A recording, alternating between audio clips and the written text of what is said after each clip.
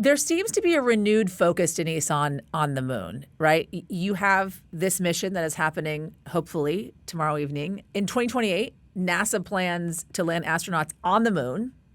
And then just last week, NASA Chief Jared Isaacman said NASA is going to construct a $20 billion base on the moon over the next 7 years. Why is there this renewed focus on the moon right now? What are scientists seeing that they could learn from further moon exploration?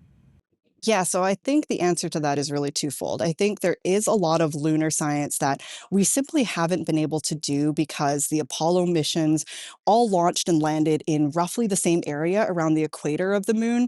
At that time, it was the easiest place to settle a spacecraft. And they were able to do some really great science on those missions. Of course, they gathered samples, they had a lunar rover, but there's so much more to the moon than just that one area. So the moon has become kind of renewed focus for NASA because there's a lot of resources on there. There's water ice in these shaded areas of the moon that could be really useful for future missions to Mars and beyond.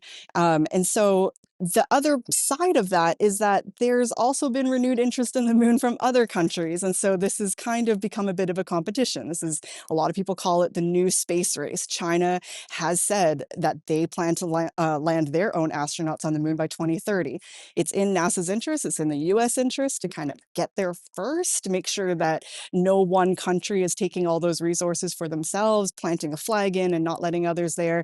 And so I think that's kind of why you're starting to see the moon become more important in the eyes of policymakers as well as folks at NASA.